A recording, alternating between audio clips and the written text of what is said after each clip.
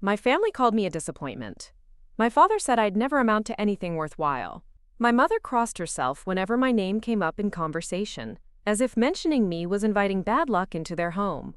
My sister laughed when I said I wanted to make a difference in the world, telling me I should focus on just getting through each day without embarrassing them further. I'd love to know which corner of the globe you're watching from. And if this story speaks to you, make sure to subscribe. Tomorrow's video is one you absolutely can't miss. Then, 15 years later, I walked into a federal courthouse in downtown Phoenix. The bailiff straightened his posture when he saw me approach. Security guards nodded respectfully. Reporters turned their cameras in my direction, whispering urgently into their phones. But I wasn't there for the media attention or the recognition that came with my position. I was there because my sister Rachel was sitting in the defendant's chair, facing charges that could send her to prison for the next 20 years. The judge was reviewing case documents when I entered the gallery. He glanced up from his bench, did a double take, and his eyes widened in recognition. The entire courtroom fell silent as he set down his papers and leaned forward. "Excuse me," Judge Morrison said, his voice carrying across the packed courtroom. "Am I correct in recognizing Governor Elena Vasquez in attendance today?" Every head in that room turned toward me. Rachel's face went completely white. Her defense attorney stopped mid-sentence. The prosecutors looked shocked. And in that moment, the family that had written me off as their greatest failure had to confront the reality that their disappointment had become the most powerful person in the state. But this story doesn't begin in that courtroom. It begins 28 years ago in a cramped apartment in East Los Angeles, where dreams seemed as foreign as the languages spoken in our neighborhood, and where my family's definition of success was simply staying out of trouble and keeping your head down. I was born Elena Maria Vasquez on a sweltering August morning in 1995. My parents, Roberto and Carmen Vasquez, had immigrated from El Salvador in the 1980s, carrying nothing but hope and determination to build a better life for their children. They settled in a predominantly Latino neighborhood, where the American dream felt both tantalizingly close and impossibly distant. Roberto worked double shifts at a meatpacking plant on the outskirts of the city. His hands were permanently stained from the work, calloused and scarred from years of repetitive labor that paid just enough to keep our family housed and fed. He left before dawn and returned after sunset, exhausted and often smelling of industrial disinfectant and sweat. Every morning he kissed my mother goodbye and told her he was doing this so his daughters could have opportunities he never had. Carmen cleaned office buildings downtown during the night shift. While other families were eating dinner together, she was emptying trash cans and mopping floors in gleaming corporate towers where executives made more in a day than our family saw in a month. She spoke broken English but understood every word spoken around her, including the casual dismissals and careless comments about people like her that the office workers thought she couldn't comprehend. My sister Rachel was 5 years older than me, and from the beginning she was everything our parents wanted in a daughter. She was quiet, obedient, and never caused trouble. She brought home perfect attendance certificates and helped Carmen with the younger children in our building. Rachel understood early that our family's survival depended on not drawing attention, not making waves, and certainly not dreaming beyond our circumstances. Then there was me. From the time I could form complete sentences, I asked questions that made adults uncomfortable. I wanted to know why some neighborhoods had pristine parks, while ours had broken playground equipment and graffiti-covered walls. I asked why the kids at my school had outdated textbooks while the school across town had computers in every classroom. I wondered aloud why my father worked so hard but we still struggled to pay rent every month. Roberto would silence these questions with a stern look and a reminder that curiosity was dangerous. "Keep your head down, Elena," he would say. "Work hard, don't cause problems, and maybe life will be kind to you." But keeping my head down felt impossible when I could see so clearly how unfair everything was. In elementary school, I was placed in gifted programs despite speaking Spanish at home and English at school. My teachers recognized something in me that my family couldn't see or didn't want to acknowledge. I devoured books, excelled in every subject, and consistently scored at the top of my class. But instead of pride, my achievements seemed to worry my parents. Carmen would fret that I was getting too big for my britches, a phrase she'd learned from one of her cleaning supervisors. She worried that education was filling my head with ideas that would only lead to disappointment. Smart girls from our neighborhood don't become successful, she would tell me. They become frustrated. Roberto shared her concerns but expressed them differently. He saw my academic success as potentially dangerous, something that might give me unrealistic expectations about what life had to offer someone like me. "You're setting yourself up for heartbreak, Mija," he would say. "The world doesn't reward people like us for being smart. It rewards us for being invisible." Rachel, meanwhile, had fully embraced our parents' philosophy. She graduated high school with decent grades and immediately started working as a receptionist at a law firm downtown. She was proud of her steady paycheck and the fact that she could help with family expenses. She dressed conservatively, spoke softly, and never challenged authority. Our parents held her up as the model daughter, the one who understood her place in the world and accepted it gracefully. By the time I reached high school, the divide between my aspirations and my family's expectations had become a chasm. I was student body president, captain of the debate team, and had been accepted to UCLA with a full academic scholarship. But instead of celebration, my achievements were met with anxiety and barely concealed resentment. The breaking point came during my senior year when I announced my intention to study political science with the goal of eventually running for public office.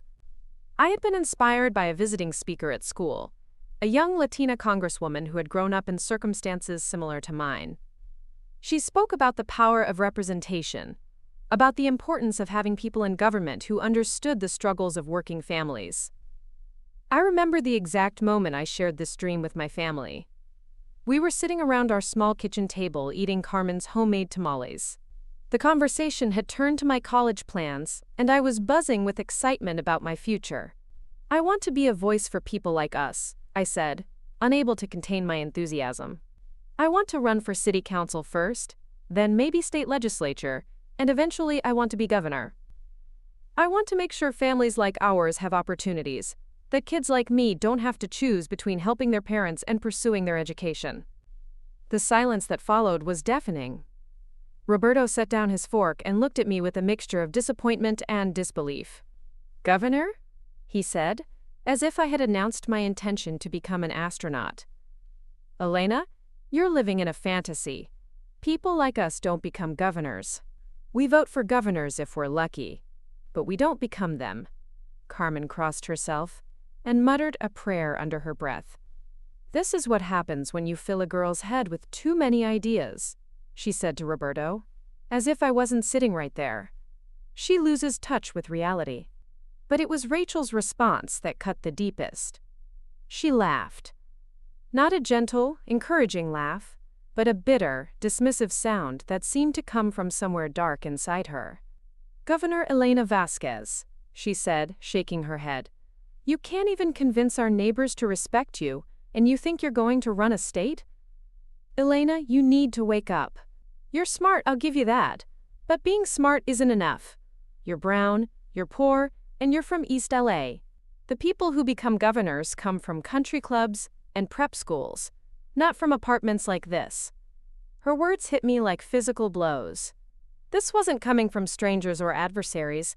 This was my own sister, someone who was supposed to believe in me, telling me that my dreams were not just unrealistic but laughable. Roberto nodded in agreement with Rachel's assessment.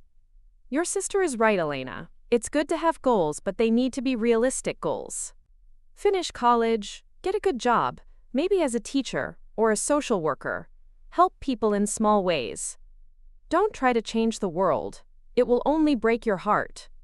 That night, I lay in the bed I shared with Rachel in our tiny bedroom and listened to her breathing in the darkness. For the first time in my life, I felt completely alone.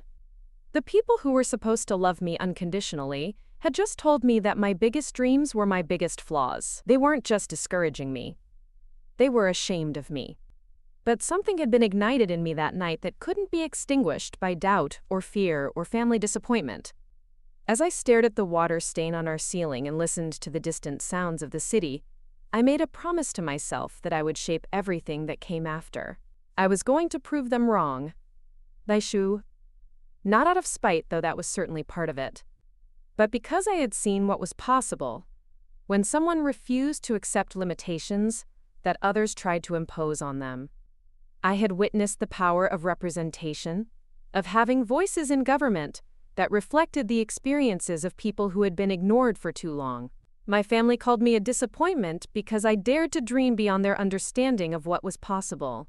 But I was about to discover that their disappointment in me was nothing compared to the disappointment I would soon face from a world that wasn't ready for someone like me to demand a seat at tables where I wasn't welcome. The journey from that cramped bedroom in East LA to the governor's mansion would take 15 years, and it would cost me everything I thought I knew about family, loyalty, and the price of ambition. It would require me to make choices that would test every value I had been raised with and force me to question whether success was worth the sacrifices it demanded. But on that night, as an 18-year-old girl with more determination than sense, I couldn't have imagined how dramatically my life was about to change, or how the family that called me their greatest disappointment would one day be forced to watch as their failure became their state's most powerful leader. The Vasquez family immigration story began in 1987, when Roberto and Carmen fled El Salvador during the height of civil war violence that was tearing their country apart.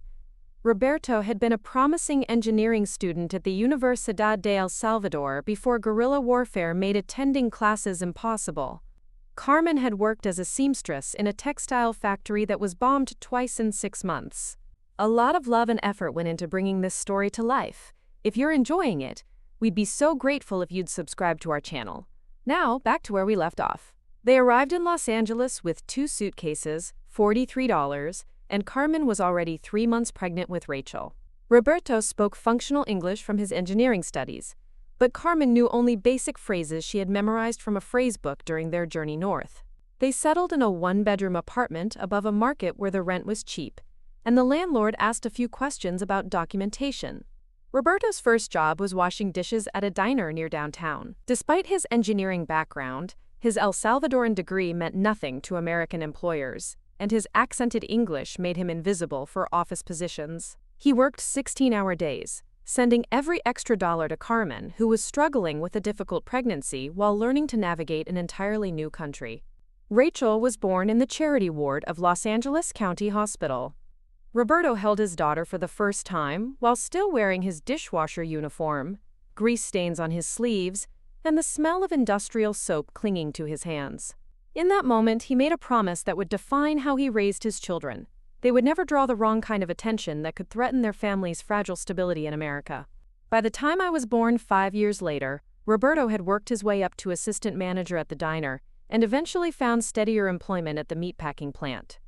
Carmen had taught herself enough English to secure cleaning contracts with office buildings. The family had moved to a 2-bedroom apartment in a slightly better neighborhood, though better was relative, when gang tags still covered most walls and sirens wailed through the night. Rachel adapted to American life by becoming exactly what our parents hoped their children would be. She was an excellent student who never questioned authority, never spoke out of turn, and instinctively understood that survival meant blending in. She learned early that being noticed meant being vulnerable, and being vulnerable could destroy everything our parents had sacrificed to build. She developed what psychologists might call hypervigilance about respectability. Rachel monitored her clothing to ensure nothing was too tight or too bright. She spoke quietly in public spaces and never drew attention to herself. When classmates made jokes about immigrants or spoke Spanish mockingly, Rachel would smile politely and change the subject rather than defend herself or our family. Rachel's approach worked. Teachers loved her cooperative attitude. She never got in trouble, never had to explain herself to principals or guidance counselors, and graduated high school with honors and a reputation as a model student. Our parents held her up as proof that their strategy was correct. Keep your head down, work hard, and America would reward you with stability. Then there was me, arriving 5 years later with what Carmen later described as too much energy and too many opinions. From my earliest memories, I was the child who asked uncomfortable questions at uncomfortable times. When we visited Roberto at work and I saw how his supervisor spoke to him, I asked why they were so rude to someone as smart as my father. When Carmen took me to clean offices on weekends because she couldn't afford childcare, I wondered aloud why the people who worked in those beautiful buildings during the day left such messes for my mother to clean at night. My questions embarrassed my parents, because they highlighted inequalities they had taught themselves to accept. Roberto and Carmen had survived by convincing themselves that their circumstances were temporary, that if they worked hard enough and caused no trouble, their children would have better opportunities. My constant observations about unfairness threatened the narrative they had constructed to make their sacrifices bearable. School became my refuge and my rebellion simultaneously. I discovered that in classrooms, asking questions was encouraged rather than discouraged. Teachers praised me for curiosity that made my family uncomfortable. I learned that intelligence was valued in academic spaces, even when it was seen as dangerous at home.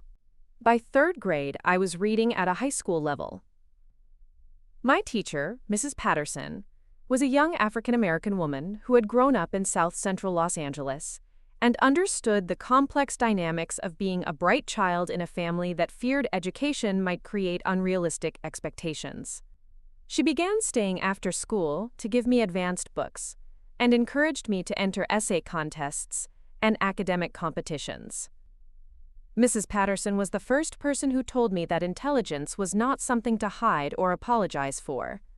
She explained that education was power, and that people like us needed to claim that power to change systems that kept our communities struggling.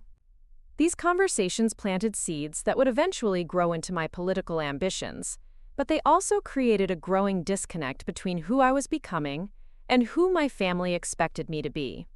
At home, my academic achievements were met with nervous pride. Roberto and Carmen were happy that I was doing well in school, but they worried about what that success might lead to. They had seen other families in their community, where education had driven wedges between parents and children, where kids who went to college came home speaking differently and questioning traditions their parents held sacred. Carmen began making subtle comments about girls who got too educated and ended up unmarried and alone. She pointed out neighbors whose children had gone to college and now lived far away, visiting only on holidays and talking about subjects their parents couldn't understand. Education is good, she would say, but family is more important. Don't let books make you forget where you come from. Roberto expressed similar concerns through stories about coworkers whose educated children were too good for their parents' jobs and neighborhoods. He worried that if I became too successful academically, I would become ashamed of his calloused hands and Carmen's limited English. The fear of losing me to a world they couldn't access made them suspicious of the very achievements they had sacrificed to make possible. Rachel navigated these dynamics by excelling academically, while constantly reassuring our parents that education wouldn't change her fundamental loyalty to family and community.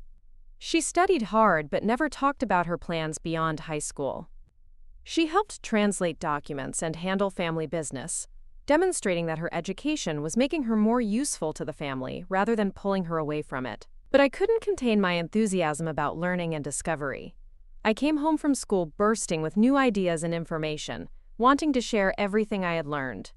I talked about books that opened my mind to different ways of thinking, about historical figures who had overcome incredible obstacles, about social movements that had changed the world.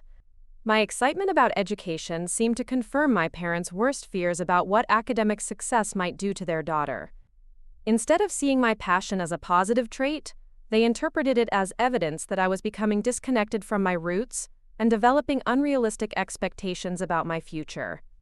The cultural divide in our household became more pronounced as I entered middle school and began taking advanced classes. I was often the only Latina student in honors programs, surrounded by classmates whose parents were doctors, lawyers, and business executives. I learned about colleges I had never heard of, career paths that seemed like fantasy, and opportunities that existed in a world completely separate from East Los Angeles. These experiences expanded my understanding of what was possible, but they also highlighted the limitations my family accepted as unchangeable. When I talked about visiting universities or participating in summer academic programs, my parents worried about the cost and the time away from family responsibilities. They saw these opportunities as distractions from the practical business of building a stable, modest life. Rachel, now in high school and preparing for graduation, had become the family's ambassador to the American dream. She had secured a part-time job at a local law firm through a program for student assistance, and our parents were incredibly proud that she was working in such a prestigious environment. She answered phones, filed documents, and occasionally translated for Spanish-speaking clients. The law firm job reinforced Rachel's belief that success meant finding your place within existing systems rather than challenging those systems. She watched the attorneys and paralegals and dreamed of perhaps becoming a legal secretary or, with enough education, maybe a paralegal herself. These were realistic goals that would provide financial stability without requiring her to venture too far from familiar territory. But I saw the same law firm environment differently. When I visited Rachel at work, I noticed that all the attorneys were white, that the support staff was predominantly Latino and African American, and that there seemed to be invisible barriers determining who could advance to which positions. I asked Rachel if she had ever thought about becoming a lawyer herself, and she looked at me as if I had suggested she try to become an astronaut. "Elena, be realistic," she said. "Girls like us don't become lawyers. We work for lawyers. There's nothing wrong with that. It's honest work that pays well. You don't have to change the world to have a good life."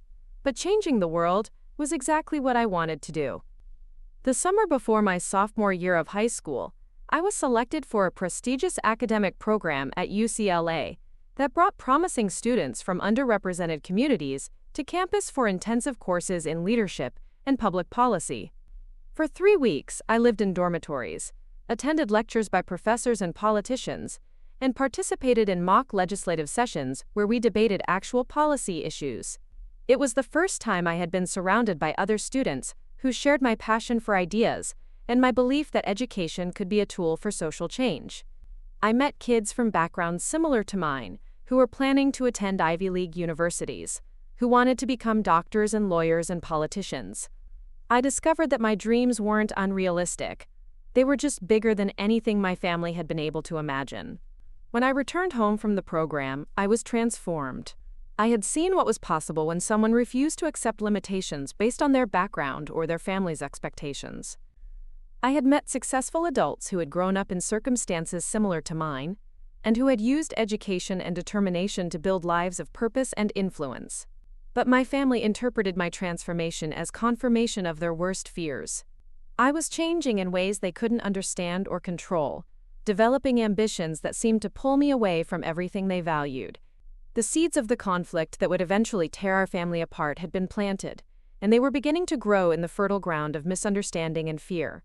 The tension that had been building in our household for years finally exploded during the spring of my senior year at Roosevelt High School. I had been accepted to UCLA with a full academic scholarship, received early admission to their honors program, and been invited to participate in a pre-law track that would fast-track qualified students into their top-ranked law school. But the final straw wasn't my academic achievements. It was what happened at Rachel's law firm that changed everything. Rachel had been working at Hendricks Martinez and Associates for almost 2 years when she was passed over for a promotion that everyone, including her supervising attorney, expected her to receive. The position of senior paralegal had become available, and Rachel had been doing much of the work already. She spoke fluent Spanish and English, had developed strong relationships with clients, and understood the firm's cases better than some of the junior attorneys. Instead, the position went to Jennifer Walsh, a recent college graduate with no legal experience, whose father happened to be a major client of the firm. Jennifer was pleasant enough, but she required extensive training on procedures that Rachel had mastered years ago. The message was clear: competence and loyalty mattered less than connections and privilege. I was furious when Rachel told me what had happened. This was exactly the kind of systemic inequality that I wanted to fight against. I encouraged Rachel to file a complaint with the Equal Employment Opportunity Commission, to document the clear case of nepotism, to demand the promotion she had earned. Rachel's response stunned me. "Elena, you don't understand how the world works," she said, her voice tired and resigned. "This is just how things are. Jennifer's father brings in millions of dollars in business to the firm. Of course they're going to promote his daughter. Complaining about it will only get me fired, and then where will I be?" "You'll be standing up for yourself," I argued. "You'll be fighting for what's right. Rachel, if people like us don't challenge these systems, nothing will ever change." She looked at me with a mixture of pity and exasperation. "Change? Elena, we're not here to change anything. We're here to survive, to build stable lives, to take care of our family. You can't fight a system that you depend on for your livelihood. This conversation crystallized everything that was wrong with my family's approach to life in America.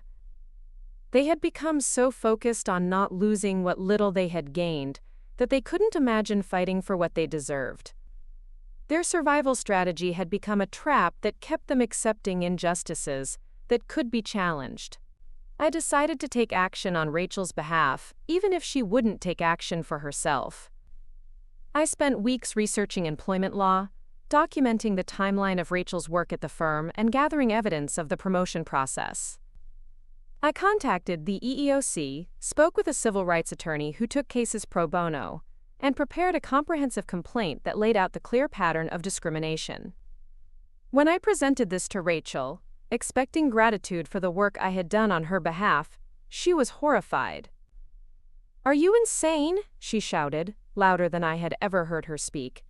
"Do you want to destroy everything I've worked for? Elena, if I file this complaint, I won't just lose my job at this firm. I'll be blacklisted from every law firm in the city. Lawyers talk to each other. No one wants to hire a troublemaker." "You're not a troublemaker," I insisted. "You're someone who was discriminated against. There are laws to protect people in your situation. Laws written by people who don't have to live with the consequences," Rachel shot back. "Elena, you live in a fantasy world where justice always wins and standing up for yourself is rewarded. In the real world, people like us get crushed when we challenge people with power." Our argument escalated until Roberto and Carmen intervened. When they learned what I had done, researching legal action on Rachel's behalf without the family's permission, they were furious with me, not with the discrimination Rachel had faced. "This is exactly what we were afraid of," Roberto said, his face red with anger. "You think you know better than everyone else. You think you can fight battles that aren't yours to fight. Elena, you're going to destroy this family with your arrogance." Carmen was even more direct. "You're selfish," she said, her voice shaking with emotion. "Everything has to be about your big ideas, your causes, your vision of how the world should work. You don't care about the damage you cause to people who have to live in the real world." I tried to explain that I was fighting for Rachel, for our family, for everyone who faced the same discrimination. But they couldn't see past their fear of retaliation, their certainty that challenging authority would bring catastrophe down on all of us. "This is why your dreams are dangerous," Roberto continued. "You want to be a politician, but you can't even understand your own family. You think you can fix the world when you're breaking apart the people who love you." The accusation hit me like a physical blow. I wasn't trying to break apart my family. I was trying to protect them, to fight for them, to create a world where people like us didn't have to accept injustice as the price of survival. But my family interpreted my activism as selfishness, my principles as arrogance, and my refusal to accept discrimination as dangerous naivety. The situation deteriorated further when I decided to move forward with research for a senior project about employment discrimination in Latino communities. My plan was to use Rachel's experience as a case study while protecting her anonymity, documenting how fear of retaliation kept workers from challenging obvious violations of their rights. When my family learned about this project, they felt I was exploiting their private struggles for academic gain. Rachel accused me of using her pain as material for my college applications. Carmen said I was airing the family's business in public, bringing shame on everyone who had worked so hard to maintain respectability. "You don't care about us," Rachel said during another heated argument. "You care about your causes, your grades, your future political career. We're just examples for your speeches about inequality." The accusation stung because there was a grain of truth in it. I was passionate about fighting injustice, but I was also ambitious. I wanted to use my education and my experiences to build a career in public service. I believed that personal success and social justice could work together, that achieving positions of power was necessary to create meaningful change. But my family saw my ambitions as incompatible with loyalty to them. They couldn't understand how fighting for broader principles could be a way of fighting for our community, rather than abandoning it. The breaking point came in May, just weeks before my high school graduation. I had been invited to speak at a conference about educational equity at UCLA. The invitation came through my participation in the summer leadership program. and it was an incredible opportunity to share my experiences and connect with other activists and scholars who were working on similar issues. My speech was titled Breaking Cycles: How Education Can Transform Communities. I talked about the barriers that prevented students from backgrounds like mine from accessing higher education, about the cultural pressures that discouraged academic achievement, and about the importance of having diverse voices in positions of leadership. I spoke about my own family's journey from El Salvador, about my parents' sacrifices, and about the complex dynamics that occurred when children's educational opportunities exceeded their parents' experiences. I was careful not to criticize my family directly, but I did discuss the tensions that arose when individual achievement seemed to conflict with community loyalty. The speech was well received.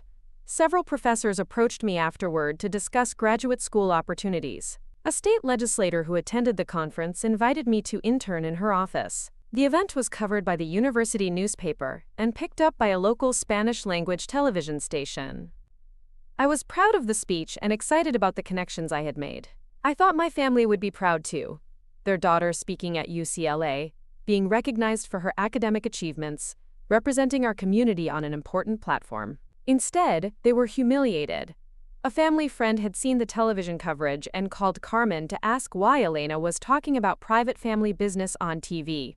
Other community members began approaching Roberto and Carmen with questions about the speech, wanting to know if I had really said that Latino families sometimes discouraged their children's education.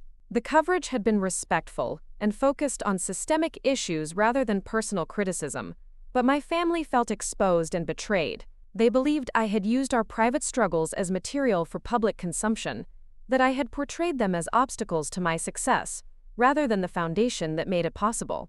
Roberto confronted me when I returned home from the conference, his face hard with disappointment and anger. "You stood up there and told the world that your family holds you back," he said.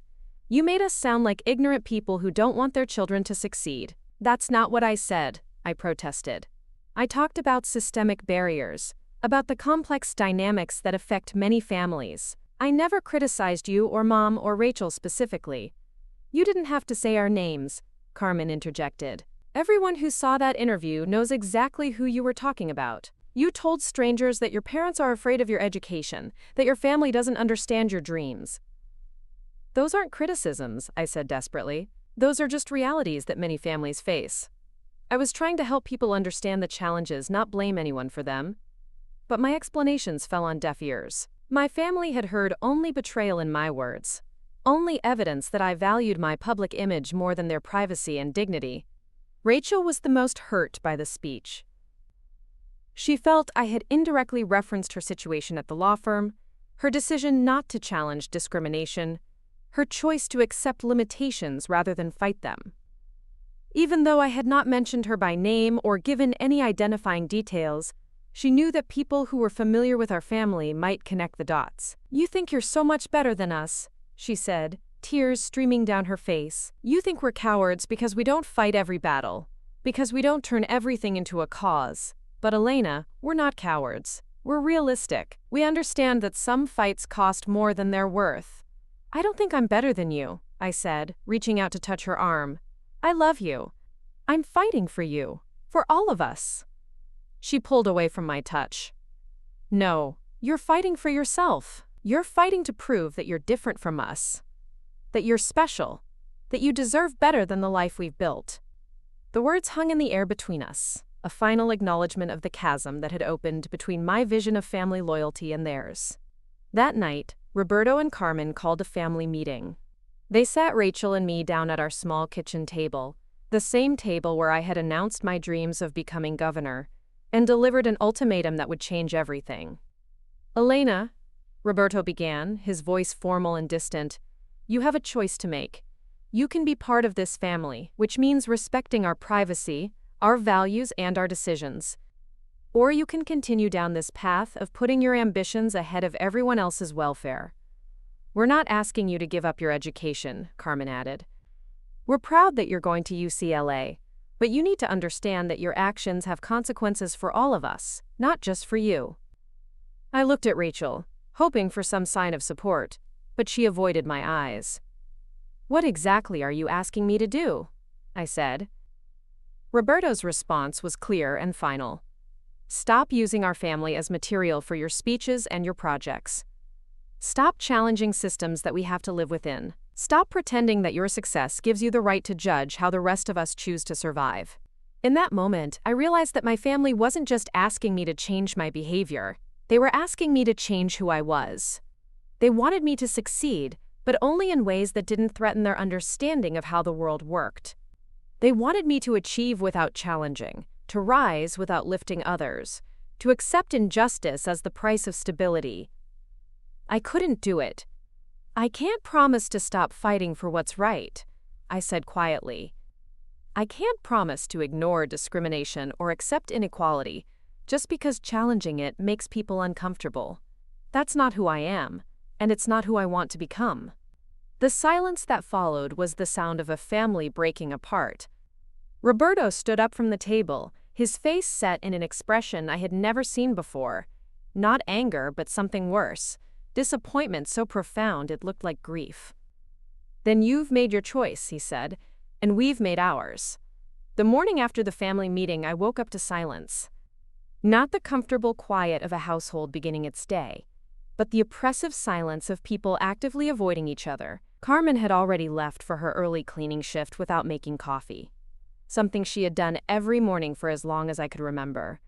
Roberto had gone to work without his usual goodbye kiss to each of his daughters. Rachel had left for the law firm without even acknowledging my presence.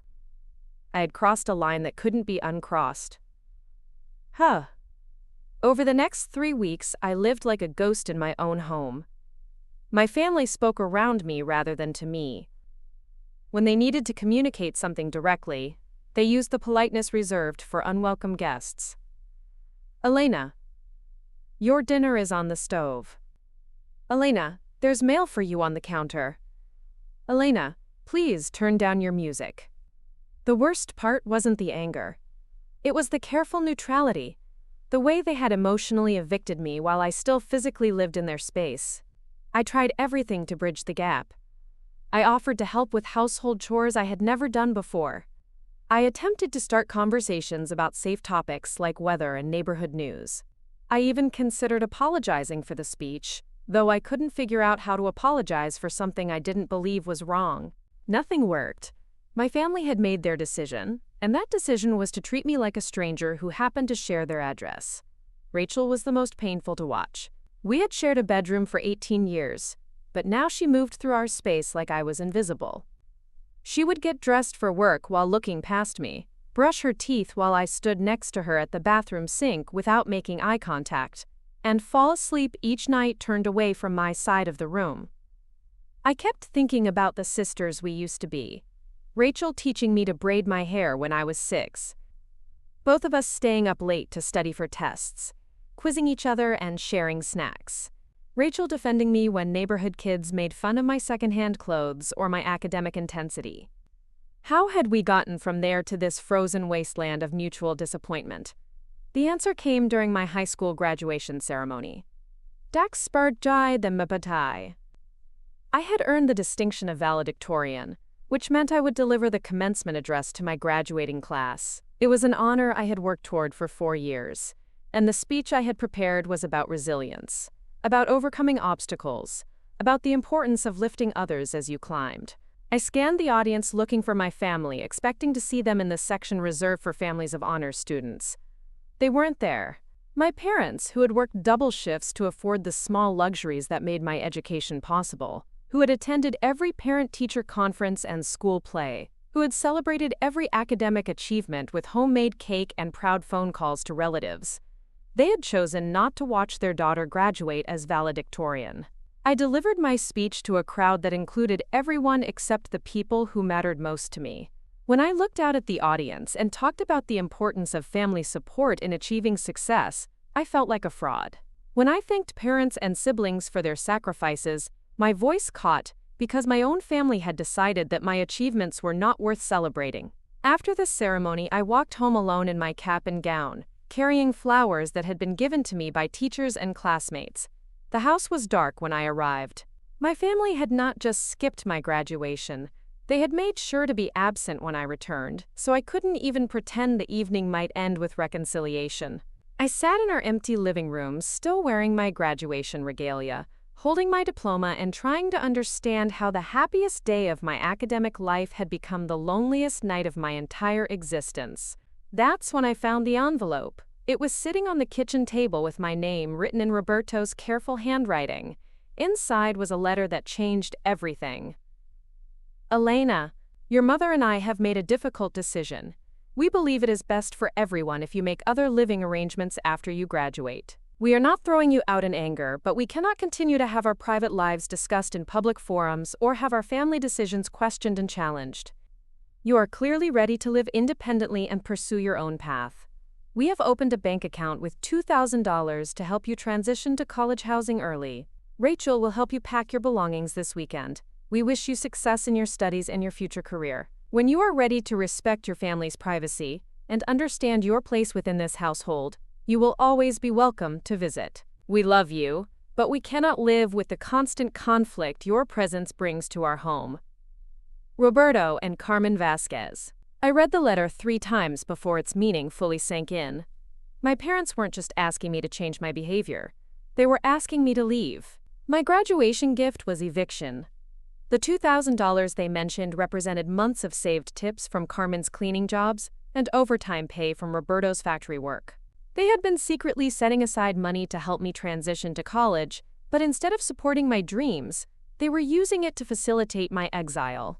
Rachel returned home near midnight to find me sitting at the kitchen table with the letter spread in front of me. For a moment, her composed mask slipped, and I saw something like regret in her eyes. Elena, she said quietly, they don't want to hurt you. They just can't handle the stress anymore. The stress of what? I asked. Of having a daughter who cares about justice? Of having someone in this family who won't accept discrimination? The stress of having someone who puts her principles ahead of her family, Rachel replied. Elena, you're so focused on fighting the big battles that you can't see the damage you're doing to the people who love you. Nothing worked. My family had made their decision, and that decision was to treat me like a stranger who happened to share their address. Rachel was the most painful to watch. We had shared a bedroom for 18 years, but now she moved through our space like I was invisible. She would get dressed for work while looking past me, brush her teeth while I stood next to her at the bathroom sink without making eye contact, and fall asleep each night turned away from my side of the room. I kept thinking about the sisters we used to be. Rachel teaching me to braid my hair when I was 6.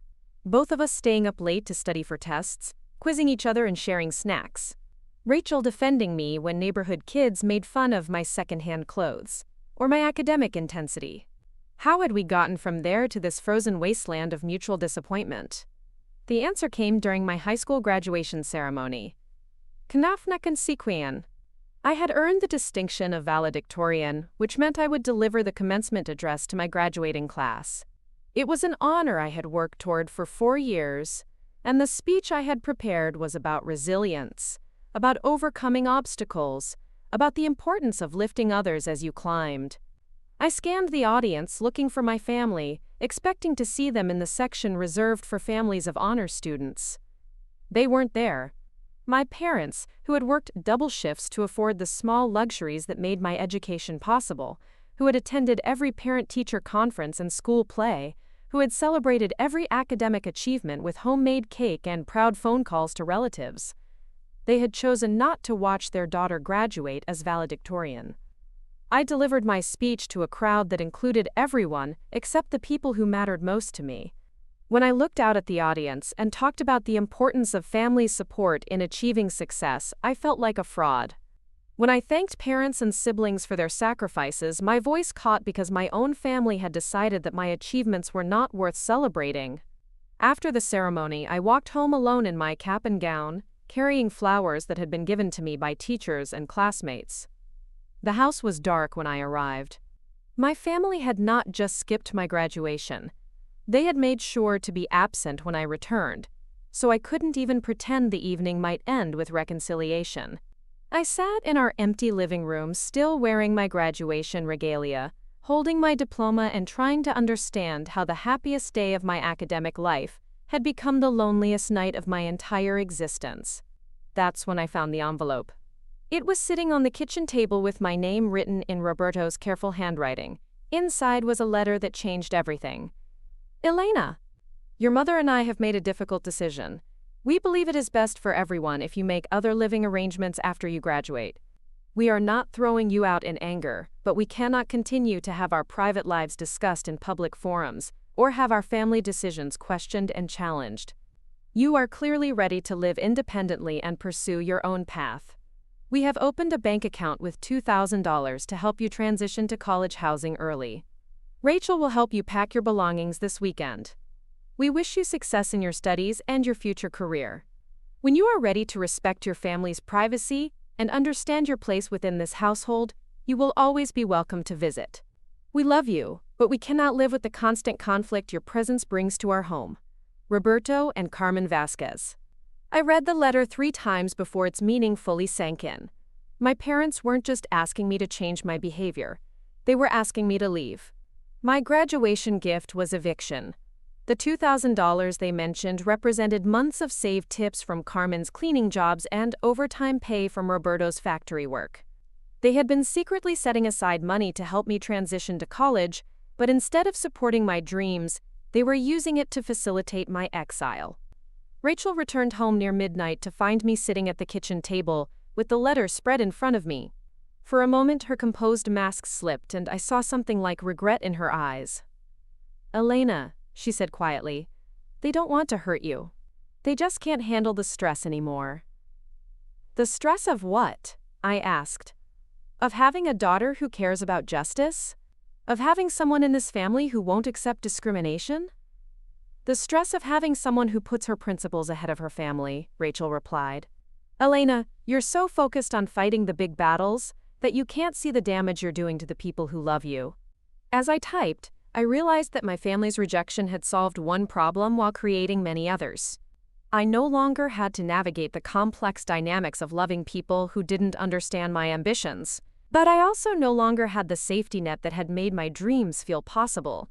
For the first time since childhood, I was truly alone. Quasi Badola. That night, I lay in my dormitory bed, listening to the sounds of other students laughing and talking in the hallways. These were young people whose families had sent them off to college with pride and excitement, whose parents were probably calling to make sure they had settled in comfortably, whose siblings were likely planning visits and care packages. I had a family that had chosen not to know where I was sleeping or whether I was safe. The loneliness was so profound it felt physical, like a weight pressing down on my chest. I cried quietly into my pillow, mourning not just the loss of my family's support, but the loss of the naive belief that love was always stronger than difference, that family bonds could survive any conflict. I was 18 years old, completely on my own, and carrying the weight of expectations that felt impossible to meet. I was supposed to become the first person in my family to graduate from college, to build a career in public service, to prove that their sacrifices had been worthwhile. But I was supposed to do all of that without their support, their encouragement, or their presence in my life. As I finally fell asleep in that small dormitory room, I made a promise that would define the next phase of my life. I would succeed not just for myself, but to prove that my family had been wrong about what was possible. I would show them that the daughter they called a disappointment could become someone they would be forced to respect, even if they never learned to understand her. But first, I had to figure out how to survive the crushing weight of being completely alone in the world. The first 3 months at UCLA were a masterclass in survival. Without family financial support beyond the initial $2,000, I had to construct an entirely new life from nothing. I applied for every work-study position available, took out additional student loans, and lived on a diet consisting primarily of ramen noodles and whatever free food I could find at campus events. My dormitory room became a fortress of ambition. I covered the walls with printouts of scholarship applications, internship opportunities, and academic deadlines. My desk was perpetually covered with textbooks I had bought, used, or borrowed from the library, alongside notebooks filled with detailed plans for my political career that stretched from student government to the governor's mansion. I threw myself into academics with the intensity of someone who understood that education was no longer just opportunity, it was survival. Without family support to fall back on, failure meant homelessness. There was no safety net, no phone call home to ask for help with rent or groceries. Every test, every paper, every assignment carried the weight of my entire future. My professors quickly noticed my work ethic. I was the student who asked follow-up questions after every lecture, who attended every office hour, who turned in papers that exceeded length requirements because I had more to say than the assignment allowed. I wasn't just trying to earn good grades. I was trying to prove that my family's rejection had been their mistake, not mine. Dr. Patricia Williams, my political science professor, became the first adult since my high school teachers to take a genuine interest in my future. She was an African-American woman who had grown up in Detroit and understood the complex dynamics of being the first in your family to pursue higher education while navigating racial and economic barriers.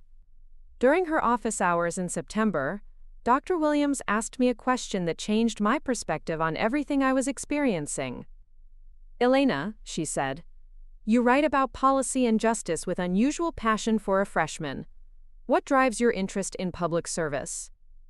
I had prepared academic answers about civic duty and democratic participation, but sitting in her office, surrounded by books about social movements and political theory, I found myself telling the truth. "I want to prove that someone like me belongs in positions of power," I said.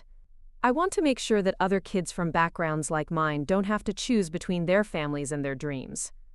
Dr. Williams nodded thoughtfully. "And how do you plan to do that?" "I'm going to run for student government this year, then I'll apply for internships with state legislators, and eventually I'll run for office myself. I'm going to show people that effective leadership can come from anywhere." "That's a solid plan," she said. "But Elena, let me ask you something else. What happens if you succeed beyond your wildest dreams, but you're still carrying the pain of your family's rejection? What happens if you achieve everything you're working toward, but you're still trying to prove something to people who aren't listening?" Her question haunted me for weeks.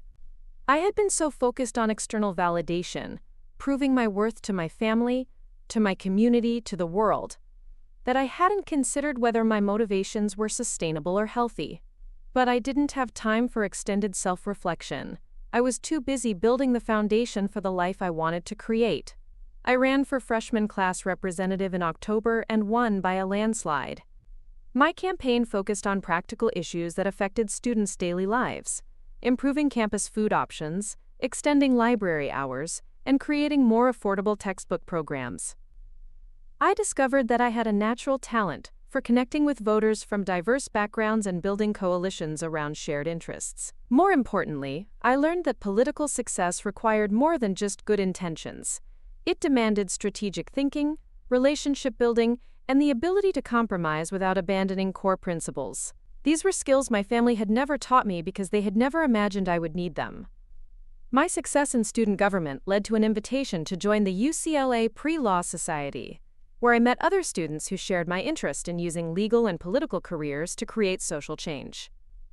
For the first time since leaving home, I was surrounded by people who understood my ambitions and encouraged them, rather than fearing them. Through the Pre-Law Society, I learned about summer internship opportunities with civil rights organizations and political campaigns. I applied to dozens of programs, knowing that unpaid internships were a luxury I couldn't afford, but also understanding that political experience was essential for my long-term goals.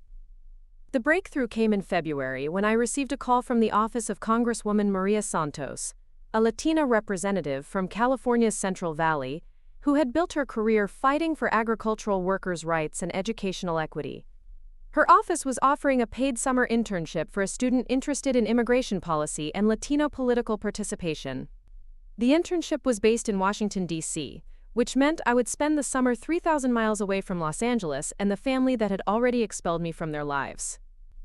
It also meant I would be working in the same city where laws were made, where policies were debated, where the theoretical concepts I studied in my political science classes became real decisions that affected millions of people. I accepted the internship immediately. That spring, as I prepared for my first experience working in federal government, I maintained a 4.0 GPA while working 15 hours a week in the campus bookstore and volunteering with a local organization that provided legal assistance to undocumented immigrants. The volunteer work was particularly meaningful because it connected my academic studies to the real-world experiences of families like mine. Through this volunteer work, I met dozens of people who were navigating the same challenges my parents had faced when they first arrived in the United States. I translated documents, helped families understand their legal rights, and accompanied clients to immigration hearings where a single decision could determine whether families stayed together or were torn apart.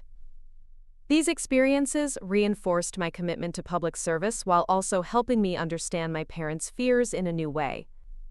Roberto and Carmen hadn't been wrong to prioritize stability and avoid drawing attention. For undocumented immigrants and even legal residents, visibility could indeed be dangerous. Their survival strategies had been rational responses to genuine threats. But I still believed that accepting injustice as inevitable was ultimately more dangerous than fighting to change unjust systems. My volunteer work showed me that individual families could protect themselves through cautious behavior, but lasting security required structural changes that could only be achieved through political action. When I left for Washington in June, I carried with me everything I owned in 2 suitcases and a backpack. I had saved enough money from my campus job to cover my share of rent in a group house with 5 other interns, but my budget for food and transportation was so tight that I would spend the summer walking everywhere and living primarily on peanut butter sandwiches. It was worth every sacrifice. Working in Congresswoman Santos's office was like getting a masterclass in practical politics. I spent my days researching policy proposals, attending committee hearings, and drafting responses to constituent letters about everything from immigration reform to agricultural subsidies. I learned how bills become laws, how interest groups influence legislation, and how individual stories could be transformed into policy arguments. Congresswoman Santos took a personal interest in my development, perhaps because she recognized something of her own journey in mine. She had also been the first in her family to attend college, had also faced skepticism from relatives who worried that education would change her beyond recognition. Elena, she told me during one of our weekly mentoring sessions, the hardest part of this work isn't dealing with political opponents or media criticism. It's learning to live with the fact that success sometimes means outgrowing the people who raised you. Her words gave me permission to acknowledge something I had been afraid to admit.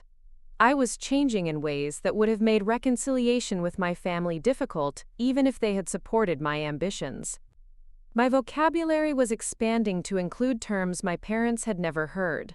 My understanding of policy and politics was developing complexity that would be hard to explain to people who had never had reason to think about these subjects.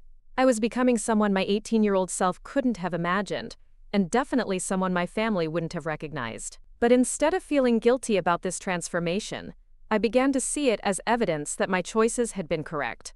I was becoming the person I was meant to be, even if that person was someone my family couldn't understand or accept. The summer internship led to more opportunities. Congresswoman Santos recommended me for a prestigious fellowship program that would allow me to spend my sophomore year splitting time between UCLA classes and part-time work with a state-level political organization focused on Latino voter registration and civic engagement. When I returned to UCLA in the fall, I was no longer the isolated, heartbroken freshman who had arrived a year earlier.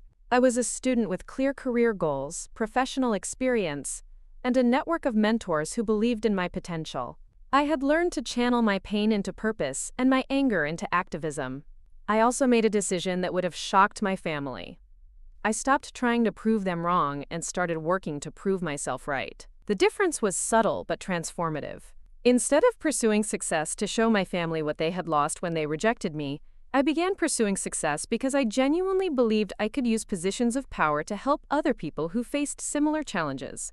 Instead of imagining their eventual regret when they realized how successful I had become, I started imagining the policies I could implement, the communities I could serve, and the barriers I could remove for the next generation of students who dared to dream beyond their circumstances. This shift in motivation made me more effective as a leader and more confident as a person. I was no longer performing success for an audience that wasn't watching. I was building a career based on authentic passion for the work itself. By the end of my sophomore year, I had been elected student body vice president, completed internships with 2 different political organizations, and been accepted into an accelerated program that would allow me to complete both my undergraduate degree and a master's in public policy in 5 years instead of 6. I was also completely financially independent, supporting myself through a combination of scholarships, work-study jobs, and paid internships. I had learned to live within my means, to network strategically, and to identify opportunities that others overlooked. Most importantly, I had learned that family rejection, while painful, was not fatal. I could build a life of meaning and purpose without the support of people who loved me but couldn't understand me. The girl who had been called a disappointment was disappearing, replaced by a young woman who was beginning to believe she might actually achieve everything she had once only dared to dream. 15 years after walking out of my family's apartment with 2 suitcases, I stood in the marble lobby of the Arizona State Capitol building, adjusting the navy blue blazer that had become my signature look as Governor Elena Vasquez. The morning briefing from my chief of staff had included routine items, budget meetings, education reform discussions, a ceremonial bill signing, but nothing had prepared me for the phone call that came at 10:47 a.m. "Governor, there's a situation developing that requires your attention," my press secretary said, her voice carefully controlled. "Your sister Rachel has been arrested by federal agents on charges of embezzlement and fraud. The case involves her work at Morrison & Associates law firm, and there are allegations that she's been diverting client settlement funds for personal use over the past 3 years." The words hit me like ice water. Rachel, my sister, who had chosen security over confrontation, who had built her career on being dependable and trustworthy, was facing federal criminal charges that could send her to prison for decades. "How much money are we talking about?" I asked. "Initial reports suggest over $2.3 million from dozens of client accounts." "Governor, there's something else. The arraignment is scheduled for this afternoon in Phoenix federal court. Media outlets are already connecting her last name to yours." I closed my eyes and saw Rachel as I remembered her, 23 years old, filing papers at her first law firm job, proud of her steady paycheck and her place in the professional world. How had that careful, rule-following young woman become someone who allegedly stole millions of dollars from clients who trusted her? But I didn't have time for extended reflection. As governor, I had protocols to follow when family members faced legal troubles. I needed to recuse myself from any state matters that might intersect with federal prosecution, notify my ethics advisors, and prepare for media questions about whether my sister's alleged crimes reflected on my own integrity. What I didn't expect was the emotional earthquake that hit when I realized I would need to attend her arraignment. My advisors were unanimous. Stay away from the courthouse, issue a brief statement supporting law enforcement and the judicial process, maintain complete professional distance from Rachel's legal troubles. Getting photographed at my sister's criminal proceeding would be political suicide, particularly since I was rumored to be considering a run for the U.S. Senate. But despite 15 years of estrangement, despite all the pain and disappointment and mutual incomprehension, Rachel was still my sister. She was still the person who had taught me to braid my hair, who had shared cramped bedrooms and family meals, and the weight of our parents' expectations. I couldn't abandon her the way our family had abandoned me. That afternoon, I walked into the federal courthouse in Phoenix wearing dark sunglasses and hoping to slip into the gallery unnoticed. My security detail had been instructed to maintain distance unless there was an actual threat, giving me space to handle this as Elena the sister rather than Governor Vasquez. The courtroom was packed with reporters, federal prosecutors, defense attorneys, and curious observers drawn by the spectacle of a high-profile white-collar crime case. Rachel sat at the defendant's table wearing an ill-fitting gray suit, her hair pulled back severely, looking smaller and more fragile than I remembered.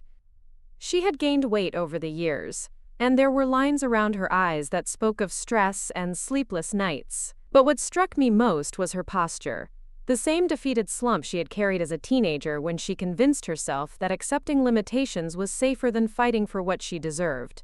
Judge Morrison called the session to order and began reviewing the charges against Rachel Vasquez: 18 counts of wire fraud, 12 counts of embezzlement, conspiracy to commit money laundering, and obstruction of justice.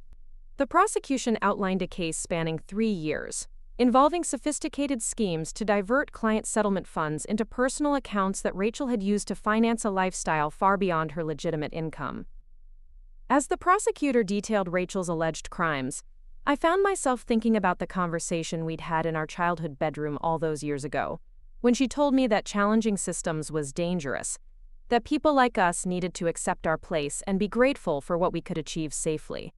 15 years after walking out of my family's apartment with 2 suitcases, I stood in the marble lobby of the Arizona State Capitol building, adjusting the navy blue blazer that had become my signature look as Governor Elena Vasquez. The morning briefing from my chief of staff had included routine items: budget meetings, education reform discussions, a ceremonial bill signing, but nothing had prepared me for the phone call that came at 10:47 a.m. "Governor, there's a situation developing that requires your attention," my press secretary said, her voice carefully controlled. "Your sister Rachel has been arrested by federal agents on charges of embezzlement and fraud. The case involves her work at Morrison & Associates law firm, and there are allegations that she's been diverting client settlement funds for personal use over the past 3 years." The words hit me like ice water. Rachel, my sister, who had chosen security over confrontation, who had built her career on being dependable and trustworthy, was facing federal criminal charges that could send her to prison for decades. "How much money are we talking about?" I asked. "Initial reports suggest over $2.3 million from dozens of client accounts. Governor, there's something else. The arraignment is scheduled for this afternoon in Phoenix federal court. Media outlets are already connecting her last name to yours." I closed my eyes and saw Rachel as I remembered her, 23 years old, filing papers at her first law firm job, proud of her steady paycheck and her place in the professional world. How had that careful, rule-following young woman become someone who allegedly stole millions of dollars from clients who trusted her? But I didn't have time for extended reflection. As governor, I had protocols to follow when family members faced legal troubles. I needed to recuse myself from any state matters that might intersect with federal prosecution, notify my ethics advisors, and prepare for media questions about whether my sister's alleged crimes reflected on my own integrity. What I didn't expect was the emotional earthquake that hit when I realized I would need to attend her arraignment. My advisors were unanimous. Stay away from the courthouse, issue a brief statement supporting law enforcement and the judicial process, maintain complete professional distance from Rachel's legal troubles. Getting photographed at my sister's criminal proceeding would be political suicide, particularly since I was rumored to be considering a run for the U.S. Senate. But despite 15 years of estrangement, despite all the pain and disappointment and mutual incomprehension, Rachel was still my sister. She was still the person who had taught me to braid my hair, who had shared cramped bedrooms and family meals, and the weight of our parents' expectations. I couldn't abandon her the way our family had abandoned me. That afternoon, I walked into the federal courthouse in Phoenix wearing dark sunglasses and hoping to slip into the gallery unnoticed. My security detail had been instructed to maintain distance unless there was an actual threat, giving me space to handle this as Elena the sister rather than Governor Vasquez. The courtroom was packed with reporters, federal prosecutors, defense attorneys, and curious observers drawn by the spectacle of a high-profile white-collar crime case. Rachel sat at the defendant's table wearing an ill-fitting gray suit, her hair pulled back severely, looking smaller and more fragile than I remembered. She had gained weight over the years, and there were lines around her eyes that spoke of stress and sleepless nights. But what struck me most was her posture, the same defeated slump she had carried as a teenager when she convinced herself that accepting limitations was safer than fighting for what she deserved. Judge Morrison called the session to order and began reviewing the charges against Rachel Vasquez: 18 counts of wire fraud, 12 counts of embezzlement, conspiracy to commit money laundering, and obstruction of justice. The prosecution outlined a case spanning 3 years, involving sophisticated schemes to divert client settlement funds into personal accounts that Rachel had used to finance a lifestyle far beyond her legitimate income. As the prosecutor detailed Rachel's alleged crimes, I found myself thinking about the conversation we'd had in our childhood bedroom all those years ago, when she told me that challenging systems was dangerous, that people like us needed to accept our place and be grateful for what we could achieve safely. No one is above the law, regardless of their family connections or personal circumstances. My sister's actions were wrong, and she must face the consequences of her choices. But I also recognize that her case illustrates the desperation that can arise when people feel that legitimate paths to advancement are closed to them. As we hold individuals accountable for their crimes, we must also examine the systems that can make crime seem like the only option for people who have been excluded from traditional paths to success. The statement was criticized by both conservatives, who thought I was making excuses for criminal behavior, and progressives, who thought I wasn't being tough enough on white-collar crime. But it reflected my genuine belief that individual responsibility and systemic change were both necessary for justice. 5 years later, when Rachel was released from federal prison, she called me from a halfway house in Phoenix. "Elena," she said, "I've been thinking about what you said at the courthouse, about changing systems instead of just trying to survive them. I want to do that now. I want to help other people avoid the mistakes I made. What did you have in mind?" "I want to work with organizations that help formerly incarcerated people reintegrate into society. I want to advocate for criminal justice reform. I know I can't undo what I did, but maybe I can prevent other people from making the same choices." It was the first conversation we'd had in years where Rachel sounded like the sister I remembered, someone who cared about others, who wanted to contribute positively to the world. Today, Rachel works for a nonprofit organization that provides legal assistance to people transitioning out of prison. She speaks at conferences about white-collar crime prevention and advocates for reforms that would create more legitimate opportunities for advancement in professional environments. We have lunch together once a month now, two sisters who took very different paths through life but ended up, finally, working towards similar goals. Our parents never lived to see either my political success or Rachel's fall and redemption. Roberto died of a heart attack when I was serving my first term as governor, and Carmen passed away 2 years later. Neither of them ever reached out to reconcile, never acknowledged that their disappointment had become their state's leader. But I think they would be proud of who we both became, eventually. Not the success or the scandal, but the way we learned to use our experiences, both positive and negative, to help other people navigate similar challenges. The family that called me a disappointment couldn't have imagined that their rejection would fuel a career dedicated to ensuring that other young people wouldn't have to choose between their dreams and their families. But that's exactly what happened, and in the end, it might be the most important work I've ever done. Looking for more? We've got 2 amazing stories ready for you right on screen. If this one touched you, these are absolutely worth your time. Click to watch them now. And hey, subscribe and hit that bell to never miss our latest uploads.